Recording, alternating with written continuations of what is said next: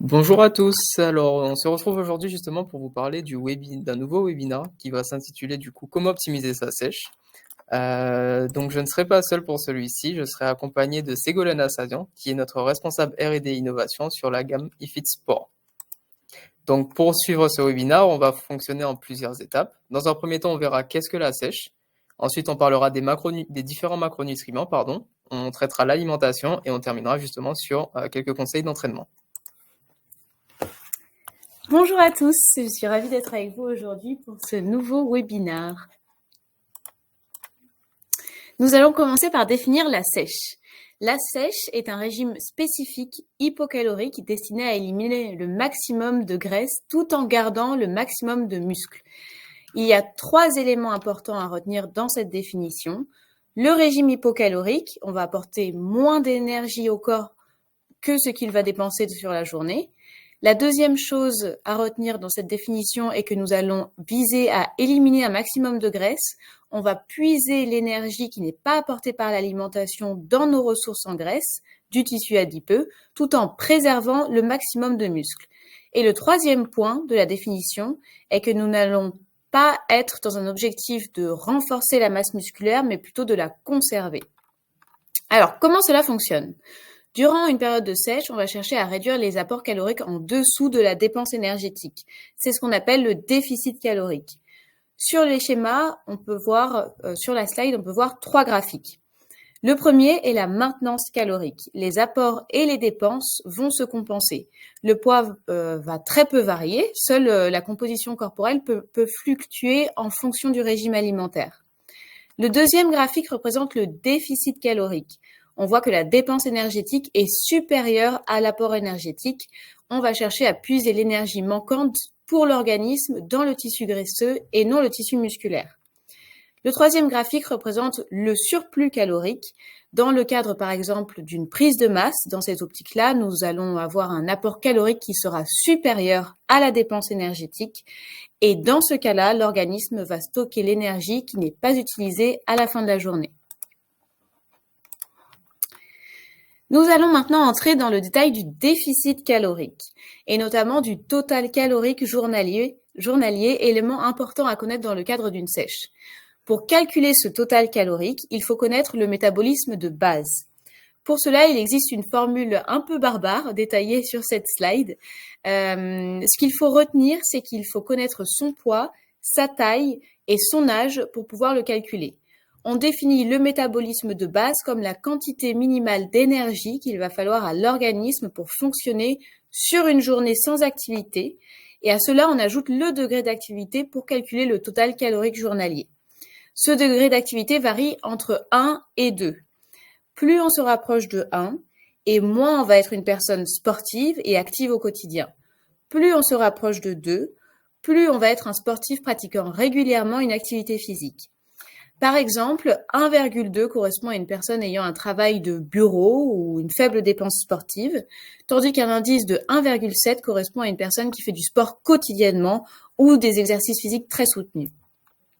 Donc en multipliant le métabolisme de base et le degré d'activité, on va pouvoir calculer le total calorique journalier qui nous permettra de calculer le déficit calorique, très important dans le cadre d'une sèche. Dans un premier temps, il est important de rééquilibrer bien sûr les apports en macronutriments pour obtenir un régime alimentaire plus équilibré. Ensuite, si on observe une stagnation, le fait de réduire progressivement les apports caloriques d'environ 200 kcal par jour va permettre de sécher plus facilement. Donc d'abord, on effectue un recadrage alimentaire, puis on baisse les calories progressivement. Les macronutriments tels que les protéines, les glucides et les lipides vont être très importants lors des programmes de sèche. Nous allons commencer par les protéines. La protéine est l'élément de base de toute cellule vivante. C'est une séquence d'acides aminés. On parle de protéines quand cette séquence fait plus de 100 acides aminés en dipeptides. On assimile souvent les protéines à un collier de perles où chaque perle serait un acide aminé. Ces protéines vont avoir un rôle dans l'anabolisme, qui est la construction du muscle. Les protéines vont permettre la récupération musculaire. Elles peuvent aussi permettre de conserver la masse musculaire. La protéine a aussi un rôle structurel, c'est l'élément de base de toutes les cellules. Elle a un rôle biochimique car de nombreuses réactions de l'organisme se produisent grâce aux protéines. Nous avons parlé de l'anabolisme, qui est la construction du muscle, en opposition au catabolisme, qui est la destruction du muscle. Cela se produit lorsque nous n'apportons pas assez d'énergie à notre organisme.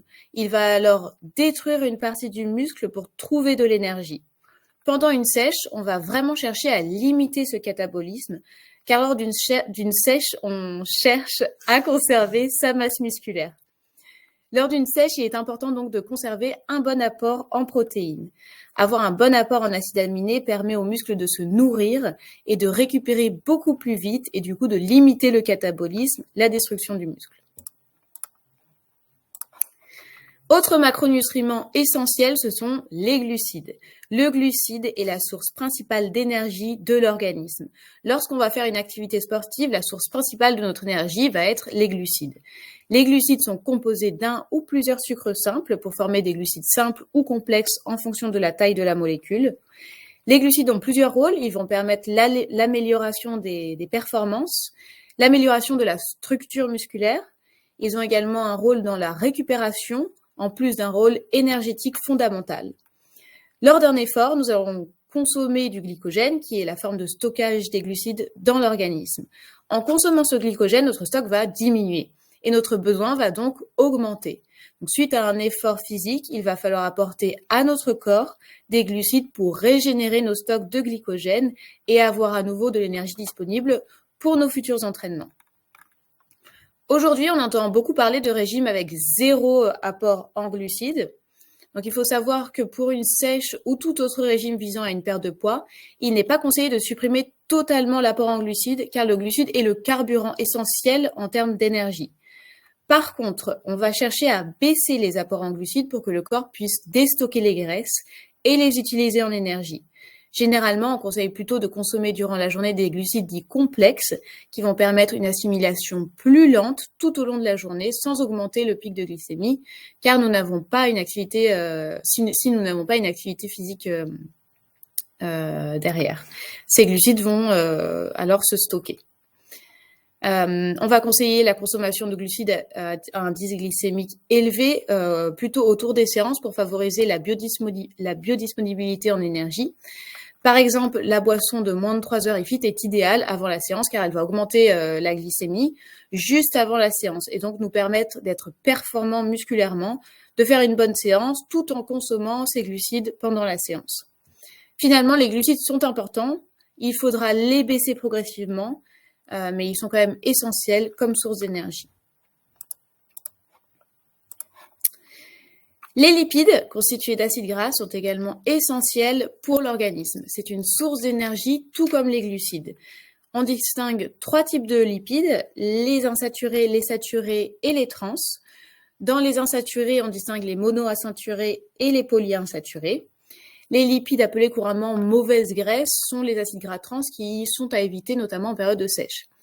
Les lipides sont essentiels, ils ont plusieurs rôles, notamment un rôle énergétique lors d'efforts modérés, lors d'un effort d'au moins 30 minutes. Si l'effort dure moins de 30 minutes, il sera peut-être plus intense, mais ne mettra pas en jeu le circuit lipidique comme source d'énergie. Les lipides vont également être importants pour la construction des membranes cellulaires ou bicouches lipidiques qui entourent les cellules. Ils ont donc un rôle structurel pour toutes les cellules de l'organisme. Les lipides vont aussi permettre la production d'hormones, comme par exemple la testostérone, qui est une hormone centrale dans le développement du muscle. Généralement, lors d'une sèche, on va avoir tendance à réduire l'apport en lipides, car les lipides sont élevés en termes de calories. Il faut donc les limiter, mais pas forcément les supprimer, notamment les oméga 3, qui sont de bons lipides, eux, sont à conserver.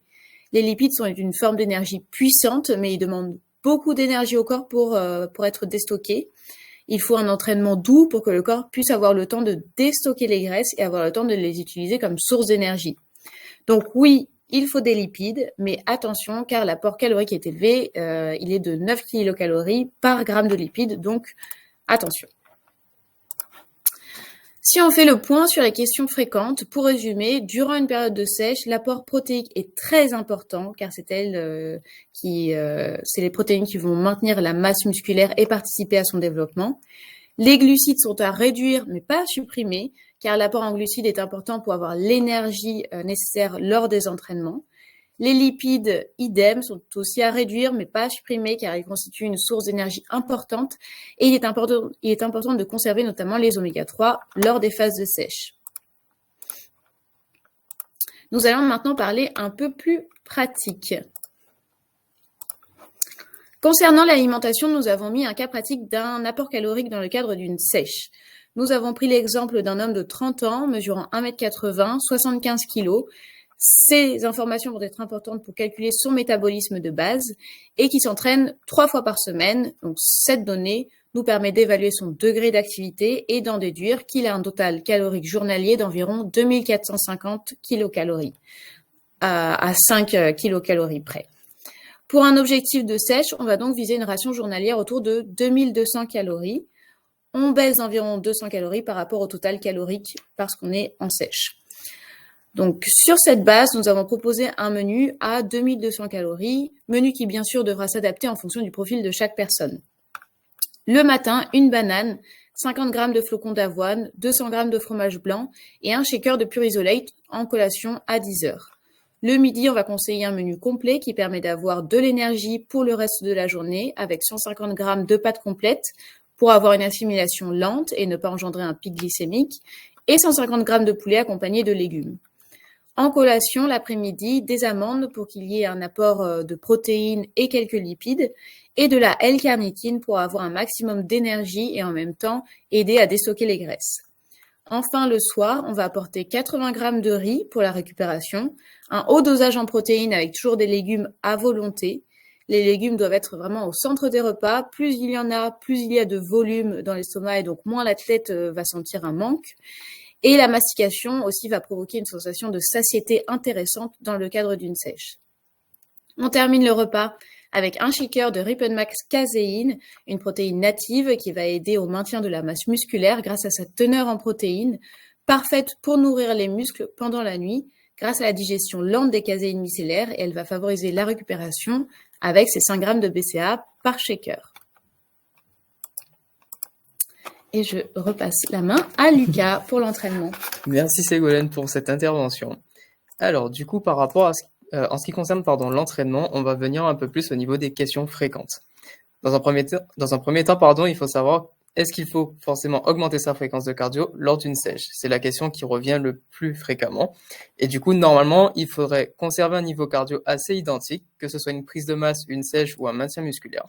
Mais pour répondre plus concrètement à la question, non, il n'est pas forcément nécessaire d'augmenter la fréquence de cardio lors d'une sèche, mais d'essayer de le faire différemment, c'est-à-dire ou le matin à jeun pour aider justement à brûler un maximum de graisse, car les niveaux de glycogène sont assez bas et ça va forcer le corps justement à utiliser des réserves de graisse en source d'énergie.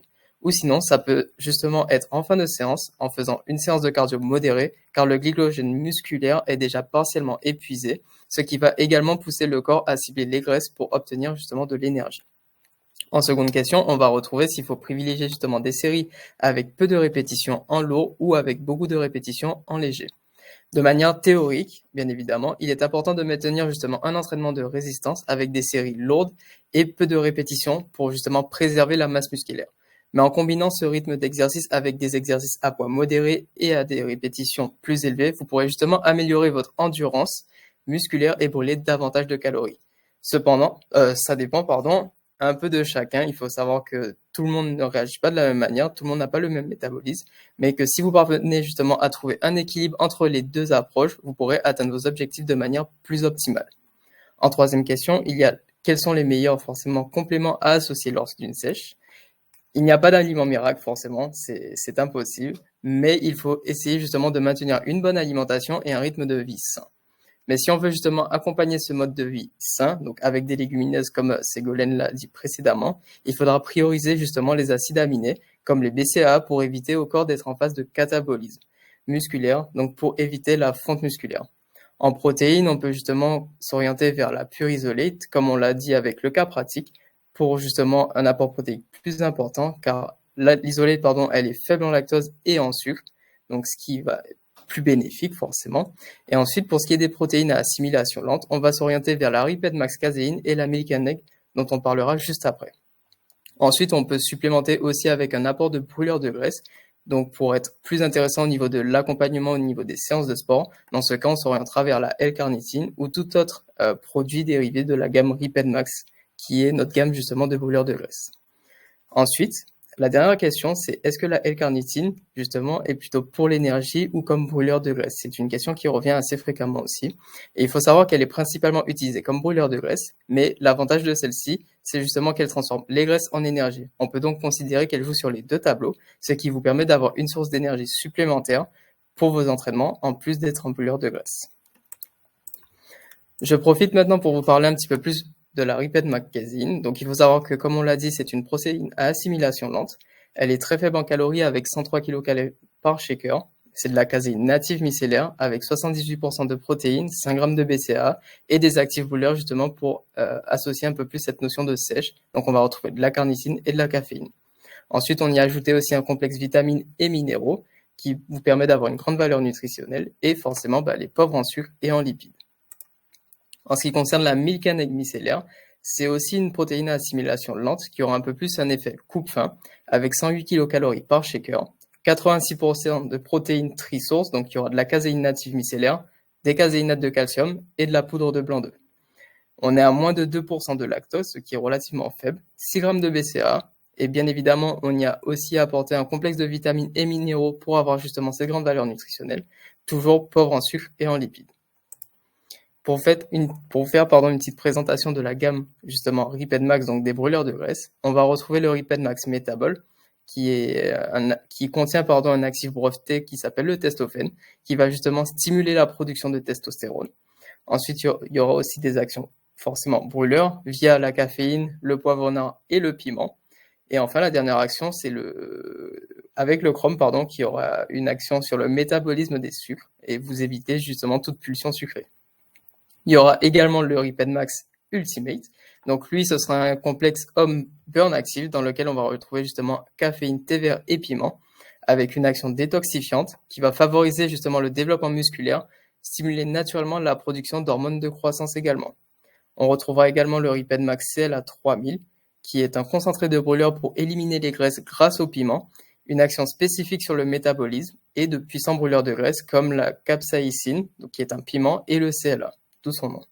Et enfin, on terminera sur le gel, qui lui va permettre justement d'améliorer la tonicité et la fermeté de la peau, avec une action ciblée sur les graisses selon les zones auxquelles vous allez l'appliquer, qui sera bénéfique justement grâce à la caféine, le thé vert et le guarana également, et lui aura un effet glaçant.